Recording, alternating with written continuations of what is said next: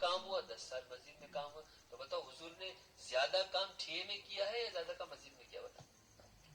تو اگر مسجد نہیں ہے تو ٹھیے میں کریں گے. لیکن جو فضائل مسجد کے, اگر مسجد ہوتی تو مسجد کرتے, ورنہ ہم ٹھیے میں کریں گے. ٹھیے میں کام کریں گے, پھر اللہ پاک ٹھیے میں 13 سال تک جب کام ہوتا رہا تو اللہ نے بیت اللہ کی چابی دے دی. کیا کرتی؟ بیت اللہ, اب تم اس کو استعمال. لیکن ٹھیے میں کام کر کے دکھانا ہے. کیا کرنا ہے؟ کام کر کے دکھانا ہے. سستی کریں گے تو ٹھیے میں بھی کام بند ہو جائے.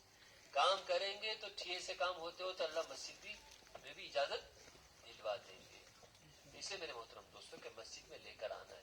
مسجد آباد, بستیاں آباد. مسجد ویران, بستیاں ویران. مسجد دعا کرتی ہے, آباد ہوتی ہے, اور اگر ویران ہو گئی تو مسجد بد دعا کرتی ہے. مسجد کی آبادی والی محنت بہت طاقتور عمل ہے.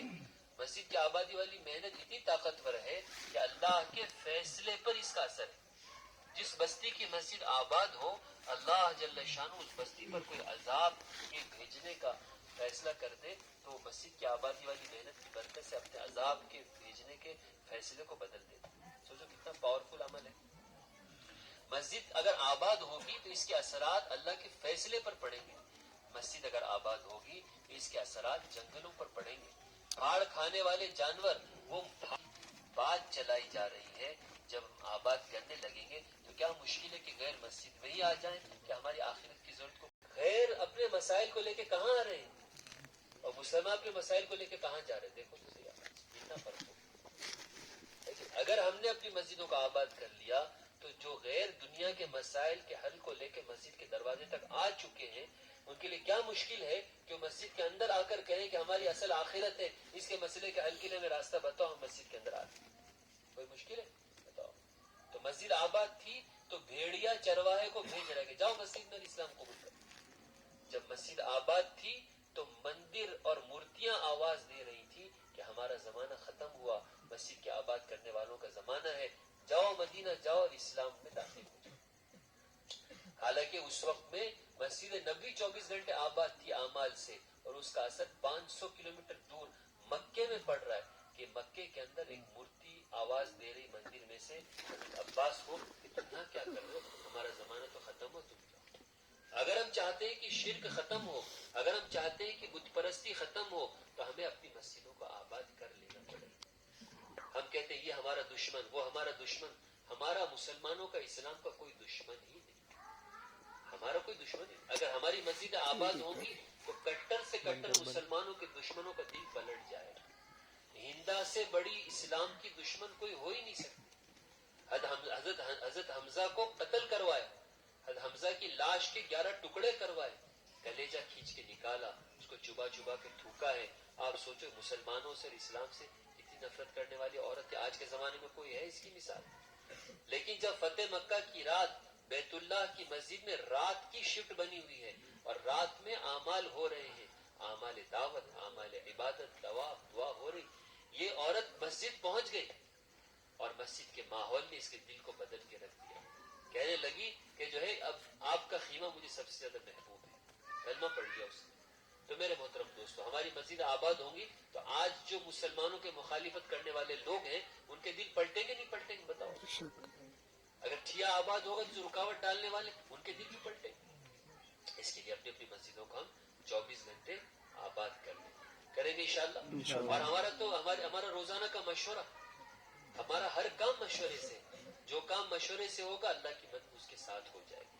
دیکھیے بدر کے اندر اللہ نے اپنے فیصلے کو, اپنے منشے کو مشورے کے فیصلے کے ساتھ کر دیا. مشورہ, اس لیے میرے محترم دوستوں ہمارا روزانہ کا مشورہ اپنی دنیا کو قربان کر کے آؤ تاکہ مشورہ کیا ہو جائے, مضبوط ہو جائے. مولانا یوسف صاحب رحمۃ اللہ علیہ فرمایا کرتے تھے کہ جب تک تم اپنے دنیاوی کاموں کو ادھورا چھوڑ کر دعوت کے تقاضوں کو پورا کرنے کے لیے نہیں آؤ گے, اس وقت تک اللہ جل شانہ تمہارے دنیاوی کاموں کو اپنے ذمے لیں گے نہیں.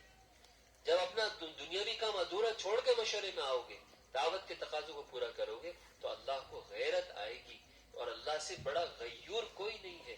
اللہ کو غیرت آئے گی کہ اس نے دنیا کا کام میرے دین کے لیے چھوڑا, میرے دعوت کے کام کے لیے چھوڑا, تو اللہ اس کے کام کو اپنے ذمے لے لے گے. جو کام اللہ اپنے ذمے لے لے وہ بگڑے گا یا بنے گا؟ کیا ہوگا؟ بنے گا. یہ اس لیے اپنے دنیاوی کاموں کو چھوڑ چھوڑ کے مشورے میں آؤ. کریں گے انشاءاللہ جوڑیاں بنا کر ملاقاتیں کرنا اور گشت کرنا. ہمارا گشت تو بہت اہم ہے. جو ہمارے گشت کا دن ہے وہ ہماری کم سے کم ہماری محلے کا تو ہدایت کا دن ہے ہی ہے. ورنہ ہمارا ہر قدم عالمی اثر رکھتا ہے. طائف کی گلیوں کا گشت نہ صرف قبیلہ ثقیف کی ہدایت کا دن تھا بلکہ ہندوستان اور ہمارے اس علاقے کی ہدایت کا دن تھا. ہم سب کی ہدایت کا دن تھا. وہاں الیاس صاحب کی ہدایت کا دن تھا. اور اس طائف کی گلیوں کے گشت میں آج جو دعوت کے کام میں کروڑوں حرکت میں وہ سب اس طائف کی گلیوں کے گشت میں چھپے ہوئے. اگر حضور اکرم صلی اللہ علیہ وسلم نے اس تکلیف اور ظلم کے ڈر سے اگر طائف کی گلیوں کا گشت چھوڑ دیا ہوتا تو محمد بن قاسم کہاں سے آتے؟ کہاں سے آتے؟ وہ تو ثقیف کے تھے. اور ہمیں اور آپ کہاں ہوتے؟ وہاں الیاس صاحب کہاں ہوتے؟ اور آج جو کروڑوں دعوت کے کام کے لیے حرکت میں وہ کہاں ہوتا؟ اسے ہمارا ایک ایک گشت عالمی اثر رکھتا ہے. کیا رکھتا ہے؟ ہاں پتہ نہیں آج ہم اپنے محلے کا گشت کر رہے ہیں, اس کا اثر عالم کے کس کونے میں پڑ رہا ہوگا. اسے نتیجہ نہیں, نتیجہ تو آئے گا. ہے کہ محنت فرعون پر اور ہدایت آسیہ کو مل رہی, محنت فرعون پر اور ہدایت بنی اسرائیل کو مل رہی, محنت فرعون پر اور ہدایت جو ہے جادوگروں کو مل رہی. تو اللہ کسی کی محنت کو ضائع نہیں کرتے. کریں گے انشاءاللہ اسے گشت کی پابندی. بارش اور گشت رک جائے, پتھروں کی بارش میں نبی گشت کر رہے ہیں اور ہم بارش میں پانی کی بارش میں جو ہے گشت نہ کریں. ہمارے کپڑے بھیگ جائیں اس لیے ہم گشت نہ کریں اور نبی لہو لہان ہو کے گشت کریں.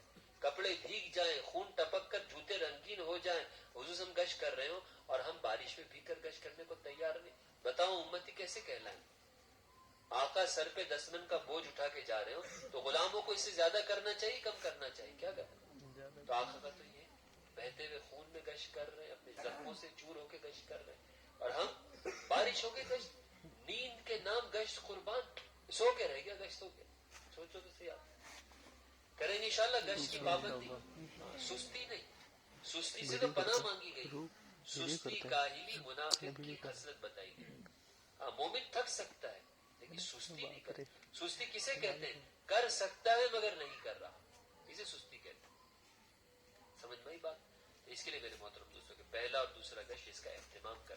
کہاں حضور صلی اللہ علیہ وسلم جو طائف کی گلیوں میں گشت کرنے کے لیے گئے, مکے سے طائف 100 کلومیٹر ہے. کتنا ہے؟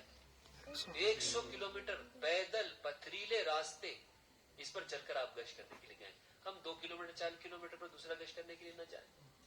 اس کی پابندی کریں کہ دوسرا گشت ہم سب اہتمام کے ساتھ کریں گے انشاءاللہ. اور اس کے ساتھ ساتھ ہمارے ایمان کی غذا, جیسے جسمانی غذا ہے, کھانا نہ کھائیں تو جسم کمزور ہو جائے, اس طرح سے تعلیم ہمارے ایمان کی غذا ہے. اگر ہم غذا نہیں لیں گے ہمارا ایمان بھی کمزور ہو جائے. تعلیم کا حلقہ معلومات بڑھانے کے لیے نہیں ہے کہ مجھے تو منتخب یاد ہو گئی ہے, مجھے تو فضائل اعمال یاد ہو گیا ہے. نہیں, تعلیم کا حلقہ جو ہے معلومات کے بڑھانے کے لیے نہیں ہے بلکہ تعلیم کا حلقہ یقین کے بڑھانے کے لیے ہے. ہر تعلیم کے حلقے کے بعد ہر پرانا اور نیا یہ اپنے اندر دیکھے کہ میرے اندر اللہ کے وعدوں کا یقین کتنا ہے اور اللہ کے غیر کا انکار کرنا کہ اس سے کچھ نہیں ہوتا یہ جذبہ کتنا پیدا ہوا. کریں گے انشاءاللہ. اسے مسجد کی تعلیم کم سے کم آدھا گھنٹہ ہونی چاہیے, ایک دن فضائل سے ایک دن منتخب سے, تاکہ آدھے گھنٹے میں دونوں جو ہے 7 کتابوں سے تعلیم ہو جائے. بڑھاتے بڑھاتے تو مسجد کی تعلیم کو 1.5 گھنٹے تک لے کر جانا ہے. ادھر ادھر کی بات میں 2 گھنٹہ 2.5 گھنٹہ 4 گھنٹہ ایسے گزر جاتے پتہ نہیں چلتا. 1.5 گھنٹہ مسجد میں تعلیم کرنا کیا مشکل ہے؟ کریں گے انشاءاللہ. اس کے ساتھ ساتھ گھر کی تعلیم, 2 تعلیم ملا کر ایک تعلیم ہے, گھر کی تعلیم مسجد کی تعلیم. جو تعلیم مسجد میں ہوتی تھی گھر کی تعلیم کا بھی وہ موضوع تھا. مسجد میں پردے کے متعلق تعلیم ہوئی, دوسرے دن ساری عورتیں پردے میں ملی, پتا چلا کہ مسجد میں جس بات کی تعلیم ہوتی تھی گھر میں وہ بات پہنچ جاتی, گھر میں وہ بات کی تعلیم ہو جاتی, دوسرے دن ساری عورتیں پردے میں ملی. اس لیے میرے محترم دوستوں کہ گھر کی تعلیم کا بھی اہتمام. گھر کی تعلیم معمولی نہیں ہے, گھر کی تعلیم عالمی اثر رکھتی ہے. اگر حضرت فاطمہ بنت خطاب جو حضرت عمر کی بہن ہیں, ان کے گھر کی اس رات کی تعلیم نہ ہوتی تو حضرت عمر کو ہدایت کہاں سے ملتی, اور اگر عمر کو ہدایت نہ ملتی تو 22 لاکھ مربع میل آدھی سے زیادہ دنیا تک اسلام کا پہنچنا یہ کیسے ہوتا.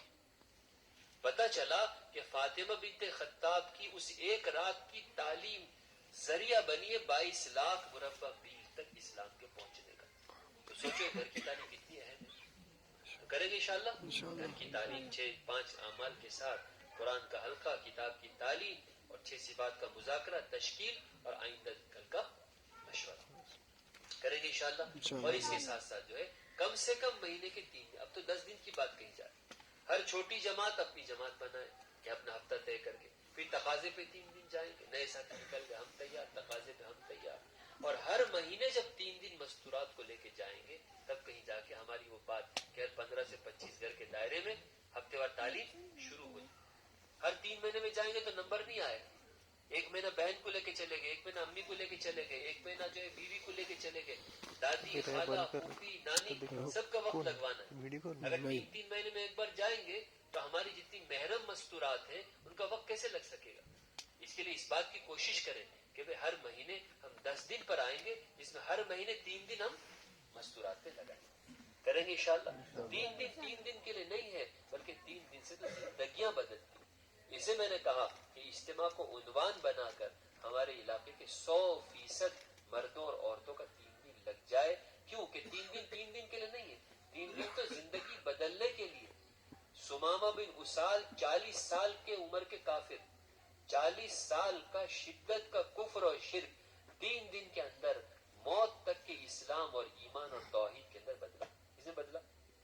3 دن آئے، کٹر تھے. 3 دن کے لیے ان کو پکڑ کے لا کر 3 دن مسجد میں باندھ کے رکھا. بہترین کھانا، تاکہ ماحول سے، سزا کے لیے نہیں باندھا، پابند کرنے کے لیے باندھا تاکہ ماحول سے گزرے، فرشتوں کے ماحول سے گزرے، تعلیم کے حلقوں سے گزرے. اور روزانہ حضور صلی اللہ علیہ وسلم ایسے آ کے سمامہ بن اسال سے ملتے جیسے کہ ڈاکٹر راؤنڈ پہ آتا ہے، آپریشن کرنے کے بعد راؤنڈ پہ آتا ہے نا،